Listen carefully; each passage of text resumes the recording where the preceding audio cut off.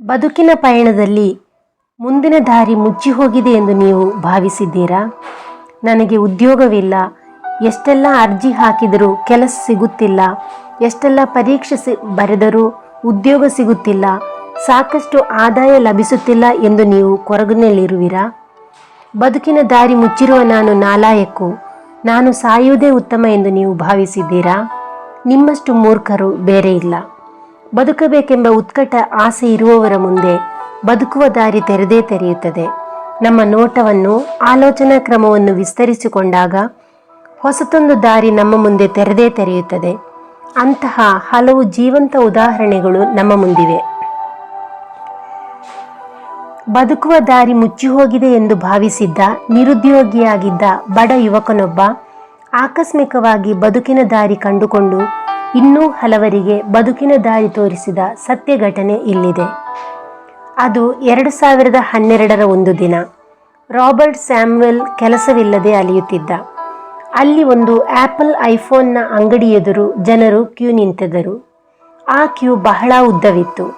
ಅನೇಕ ಶ್ರೀಮಂತ ಜನರು ಆ ಸಾಲಲ್ಲಿ ನಿಂತಿದ್ದರು. ಅಲ್ಲೊಂದು ಅವಕಾಶ ಇದೆ ಎಂದು ರಾಬರ್ಟಿಗೆ ಅನಿಸಿತು. ತನಗೆ $350 ನೀಡಿದರೆ ಅವನಿಗೋಸ್ಕರ ತಾನು ಕ್ಯೂನಲ್ಲಿ ನಿಲ್ಲುವುದಾಗಿ ರಾಬರ್ಟ್ ಒಬ್ಬ ಶ್ರೀಮಂತ ಯುವಕನಿಗೆ ಹೇಳಿದ. ಆತ ಒಪ್ಪಿಕೊಂಡ.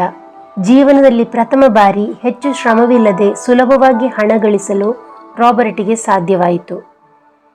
ಮರುದಿನ ಆತ ಇನ್ನೊಬ್ಬರಿಗಾಗಿ ಕ್ಯೂ ನಿಂತ, ಮತ್ತೆ ಇನ್ನೊಬ್ಬನಿಗಾಗಿ. ಹೀಗೆ ಈ ಕಾಯಕ ಮುಂದುವರಿಯಿತು.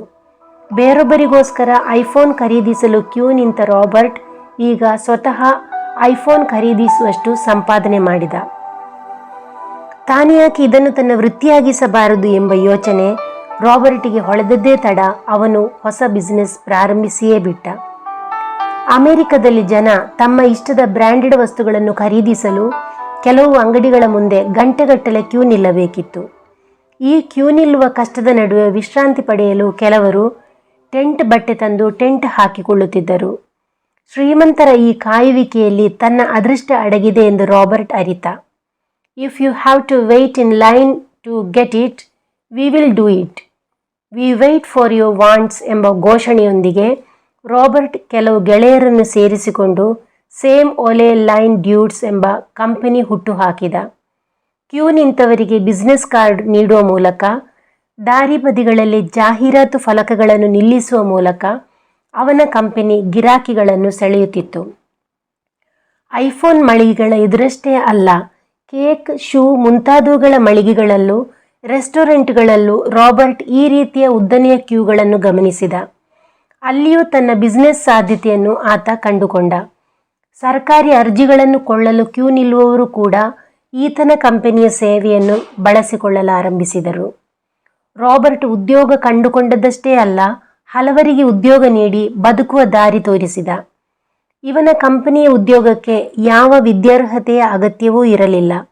ಕ್ಯೂನಲ್ಲಿ ಗಂಟೆಗಟ್ಟಲೆ ನಿಲ್ಲಬಲ್ಲ ತಾಳ್ಮೆ ಹಾಗೂ ಶಕ್ತಿ ಇರುವ ಯಾರು ಬೇಕಾದರೂ ಅವನ ಕಂಪನಿಯಲ್ಲಿ ಕೆಲಸ ಮಾಡಬಹುದಿತ್ತು. ನಿವೃತ್ತರು, ಗೃಹಿಣಿಯರು, ವಿದ್ಯಾರ್ಥಿಗಳು, ಹೀಗೆ ಎಲ್ಲ ರೀತಿಯ ವ್ಯಕ್ತಿಗಳು ಅವನ ಕಂಪನಿಯ ಮೂಲಕ ಕೆಲಸ ಮಾಡುತ್ತಿದ್ದರು. ಹೌದು ಸ್ನೇಹಿತರೆ, ಪ್ರಪಂಚದಲ್ಲಿ ಅವಕಾಶಗಳು ಬೇಕಾದಷ್ಟಿವೆ. ಅವು ತಮ್ಮನ್ನು ಆಯ್ದುಕೊಳ್ಳುವವರಿಗಾಗಿ ಕಾಯುತ್ತಿರುತ್ತವೆ. ಹುಡುಕುವ ಮನಸ್ಸಿದ್ದವರಿಗೆ, ತಾಳ್ಮೆ ಇದ್ದವರಿಗೆ, ದುಡಿಯುವ ಆಸಕ್ತಿ ಇರುವವರಿಗೆ ಈ ಅವಕಾಶಗಳು ಗೋಚರಿಸುತ್ತವೆ. ಅವನ್ನು ಬಾಚಿಕೊಂಡವರು ಗೆಲ್ಲುತ್ತಾರೆ. ಅವಕಾಶಗಳಿಗಾಗಿ ಹುಡುಕಾಟವೇ ಮಾಡದವರು ವಿಧಿಯನ್ನು ದೂಷಿಸುತ್ತಾ ನಿರಾಸೆಯಿಂದ ಕಾಲ ಕಳೆಯುತ್ತಾರೆ. ಒಂದು ಕಡೆ ಅವಕಾಶಗಳು ಮುಚ್ಚಿ ಹೋದಾಗ ಎದೆಗುಂದದೆ ಹೊಸ ಅವಕಾಶಕ್ಕಾಗಿ ಹುಡುಕಬೇಕು. ಹುಡುಕುವವನಿಗೆ ಅವಕಾಶ ಸಿಕ್ಕಿಯೇ ಸಿಗುತ್ತವೆ. ಬದುಕಿನಲ್ಲಿ ಸೋತವೆಂಬ ನಿರಾಸೆಗೆ ಅರ್ಥವಿಲ್ಲ. ಯಾಕಂದರೆ ನಮ್ಮ ಮುಂದಿನ 1000 ದಾರಿಗಳಲ್ಲಿ ಒಂದಷ್ಟೇ ಮುಚ್ಚಿದೆ, ಉಳಿದವು ಇನ್ನೂ ತೆರೆದೇ ಇವೆ. ಆ ತೆರೆದ ದಾರಿಯಲ್ಲಿ ಸಾಗಿ ಗೆಲುವು ಸಾಧಿಸಿ ಹೆಮ್ಮೆಯಿಂದ ತಲೆ ಎತ್ತಿ ನಿಲ್ಲೋಣ. ಶುಭವಾಗಲಿ.